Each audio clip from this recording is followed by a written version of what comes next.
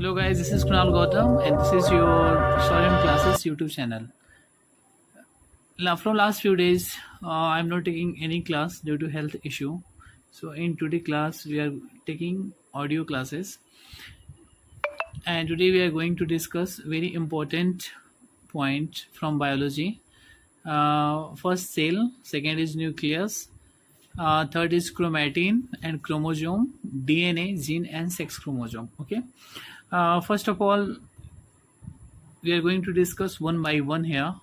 So in last lecture, we have discussed cell in detail. Okay. So first of all, for revision purpose, we are going to start. What is cell? Cell is the basic unit of life, and it was discovered by Robert Hooke. Okay. Cell is of different types. One is called unicellular, and other is multicellular. Okay. The unicellular, it means the cell which is made by only one cell. ऐसा structure जो केवल एक ही cell से तैयार होता है उसको हम क्या बोलते हैं? यूनिसेलुलर. एंड मल्टी सेलुलर का मतलब होता है जिसमें मल्टीपल सेल आपस में मिलकर के एक स्ट्रक्चर तैयार करते हैं, उसको हम क्या बोलते हैं? मल्टी सेलुलर बोलते हैं. एज फॉर एग्जांपल, इसका मल्टी सेलुलर का बेस्ट एग्जांपल क्या है? Human beings.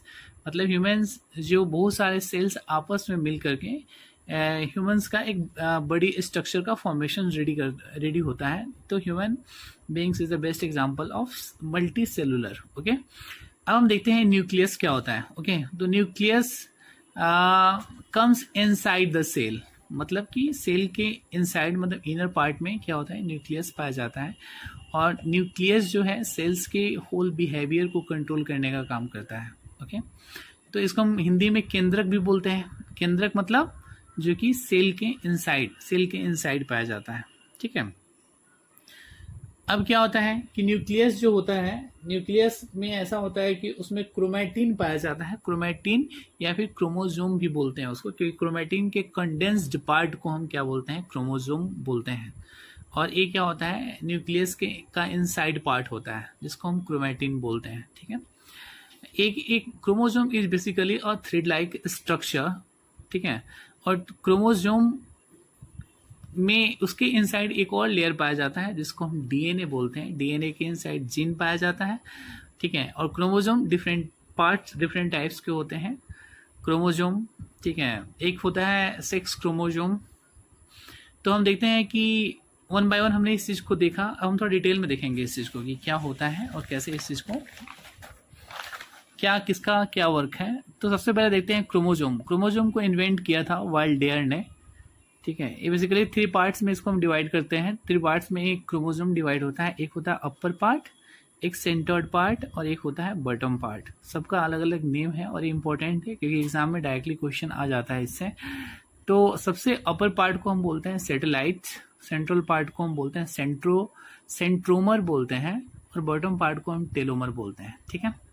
तो हमने देखा था, अभी जस्ट हमने देखा था क्रोमोसोम कहाँ पाया जाता है. तो क्रोमोसोम न्यूक्लियस के इनसाइड में पाया जाता है. सबसे आउटर पार्ट क्या होता है? अपना सेल से क्या होता है? एक स्ट्रक्चर रेडी होता है. तो स्ट्रक्चर किससे बनता है? सेल से. सेल के इनसाइड पार्ट को हम क्या बोलते हैं? न्यूक्लियस बोलते हैं. ठीक है. और क्रोमोसोम कहाँ पाया जाता है? क्रोमोसोम न्यूक्लियस के इनसाइड पार्ट को हम क्या बोलते हैं? क्रोमोसोम बोलते हैं. ठीक है. अब क्रोमोसोम के अंदर जो होता है वो होता है डीएनए. और डीएनए बेसिकली डिसाइड करता है किसको? जीन को. ठीक है. डीएनए किसको डिसाइड करता है? जीन. और जीन क्या होता है? Basically one generation to other generation, hereditary transformations को हम क्या बोलते हैं? जीन बोलते हैं. ठीक है. तो क्रोमोसोम कहाँ पाया जाता है? न्यूक्लियस, केंद्रिका के अंदर पाया जाता है. और क्रोमोसोम के अंदर क्या पाया जाता है? डीएनए. और डीएनए के इनसाइड पार्ट को हम क्या बोलते हैं? जीन. ठीक है. देखिए यहाँ पे एक क्रोमोसोम है. Chromosome is basically a thread like structure. एक थ्रेड लाइक स्ट्रक्चर है यहाँ पे. ठीक है. ये आपका डीएनए है. DNA some parts of spiral way में. ठीक है. आप देखते हैं कि क्रोमोसोम हमने देखा था. क्रोमोसोम में क्या होता है कि अगर हम बात करें सेक्स क्रोमोसोम की, तो 2 pairs of chromosome is called sex chromosome. One is XX and other is XY chromosome. Okay. ठीक है. और न्यूक्लिक एसिड कितने टाइप्स के होते हैं? तो 2 टाइप्स के होते हैं. देखिए यहाँ पे जीन डिसाइड क्या करता है? Properties of father and mother. माँ पापा के जो प्रॉपर्टीज़ हैं उसको डिसाइड करता है। और इसको डीएनए को डिस्कवर्ड किसने किया था? जेम्स वाटसन और फ्रांसिस क्रिक ने इसको इन्वेंट किया था, इसलिए उसको बोला जाता है फादर ऑफ डीएनए। देखिए यहाँ पे सब केवल हम जो इम्पोर्टेंट है और एग्जाम में जो आएगा उसी को हम डिस्कस कर रहे हैं। ओके, तो न्यूक्लिक एसिड 2 टाइप्स के होते हैं, डीएनए और आरएनए। इसका कभी कभी एग्जाम में डायरेक्टली फुल फॉर्म पूछ लिया जाता है।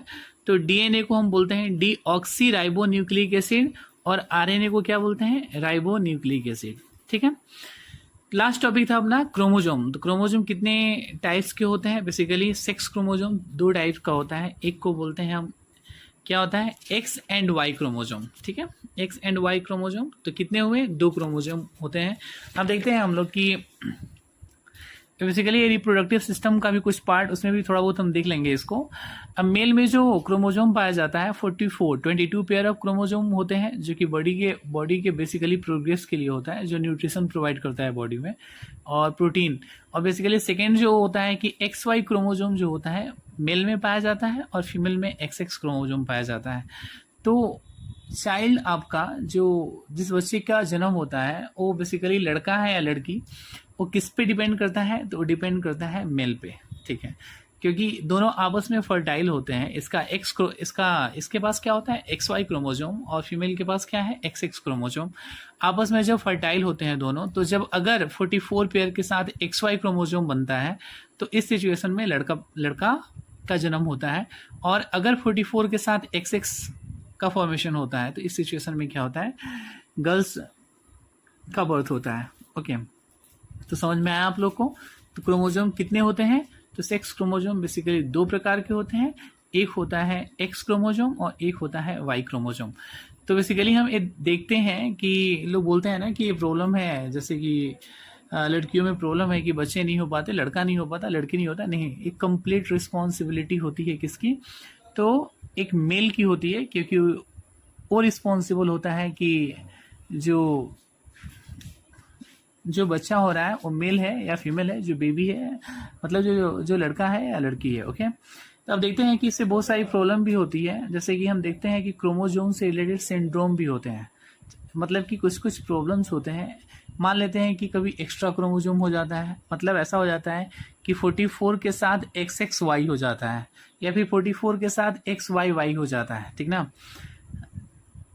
तो देखिए यहाँ पे जैसे कि टर्नर सिंड्रोम है। टर्नर सिंड्रोम बेसिकली फीमेल में पाया जाता है, जिसको बोलते हैं ना कि कभी कभी कुछ इस टाइप की लड़की होती है जिसका बॉडी कॉन्फ़िगरेशन अजीब सा होता है। अजीब सा मतलब कि जैसे कि उसमें क्या होता है कि एब्सेंस ऑफ क्रोमोजोम होता है। जैसे 44 तो बेसिक रहेंगे ही रहेंगे, बट यहाँ पे केवल एक्स क्रोमोजोम होगा। तो टोटल क्रोमोजोम कितने होते हैं? 45 क्रोमोजोम होते हैं। तो इसके चलते उसमें जो सिंड्रोम जिसमें कमी होती है उसको हम बोलते हैं टर्नर सिंड्रोम, जो बेसिकली फीमेल में पाया जाता है। कभी कभी इसमें क्या होता है कि जो लड़कियां होती है वो हाइट उसकी काफ़ी कम होती है, शॉर्ट लेंथ होती है, और उसका क्या होता है कि काफ़ी फैटी होती है, और मतलब बॉडी स्ट्रक्चर उसका थोड़ा डिफरेंट होता है। एक नॉर्मल जो कॉन्फ़िगरेशन है, एक नॉर्मल जो हेल्दी बच्चे होते हैं जैसे कि लड़का या लड़की, उसके कंपेयर में वो क्या होता है? कुछ अलग होता है। ठीक है, अब एक होता है क्लिनफेल्टर सिंड्रोम होता है। इसमें क्या होता है? इसमें भी एक्स्ट्रा क्रोमोजोम पाया जाता है। इसमें देखिए टर्नर में क्या होता है? एक एब्सेंस होता है, मतलब टोटल 45 क्रोमोजोम होंगे, जबकि होना कितना चाहिए? 46। हमने देखा यहाँ पे कि 44 प्लस एक्स, देख रहे हैं ना यहाँ पे 44 प्लस XY तो लड़का, 44 प्लस XX तो लड़की। तो एक हेल्दी चाइल्ड होंगे इससे। बट ये सब जो होगा डिफिशियंसी की वजह से होता है। तो टर्नर सिंड्रोम में हमने देखा एब्सेंस की वजह से। क्लिनफेल्टर सिंड्रोम में क्या देखा कि मतलब कि एक्सेस हो जाता है क्रोमोजोम, मतलब 44 प्लस XXY 47। सेम वैसे ही है क्रिमिनल सिंड्रोम होता है, या जैकॉब या सुपर मेल मतलब कि एक नॉर्मल ह्यूमन बींग्स की बॉडी के कंपैरिजन में वो डबल ट्रिपल 4 टाइम्स ज़्यादा होता है। जैसे कि as for example 44 plus XYY यानी 47 क्रोमोजोम होंगे, मतलब ये सब एक्स्ट्रा क्रोमोजोम इनके बॉडी में हो जाते हैं। इसको सुपर मेल बोलते हैं। ये सेम टू सेम लड़कियों में भी होता है, सुपर फीमेल जिसको बोलते हैं। तो 44 प्लस XXX देख रहे हैं यहाँ पे, मतलब 47, 48, 49, ये सब क्रोमोजोम 49 तक बढ़ते जाता है। तो इसकी वजह से उसे हम क्या बोलते हैं? सुपर फीमेल सिंड्रोम बोलते हैं। डाउन सिंड्रोम होता है, इसमें क्या होगा, डाउन सिंड्रोम में 45 बेसिक जो क्रोमोसोम होंगे अपने पास, कितने होंगे, 45, और इसमें क्या होगा, XX, डबल X होगा और 45 प्लस XY। तो इस तरह के क्रोमोसोम को हम क्या बोलते हैं, डाउन सिंड्रोम क्रोमोसोम होते हैं। एक होता है पटाउ सिंड्रोम, होता है सेम। ये बेसिकली डिफरेंट टाइप्स के सिंड्रोम्स हैं जो क्रोमोसोमल सिंड्रोम्स हैं। तो आज की क्लास में हमने एक कुछ इंपॉर्टेंट टॉपिक को देखा मैंने, जैसे कि हमने देखा सेल के बारे में कुछ, nucleus, chromatin, chromosome, DNA, gene और सेक्स क्रोमोसोम के बारे में। ठीक है, अगर आपको ये वीडियो अच्छा लगे तभी सब्सक्राइब करना, और नहीं अच्छा लगे तो कमेंट करके बताना कि इसमें क्या कुछ और हो सकती है। Okay, thank you.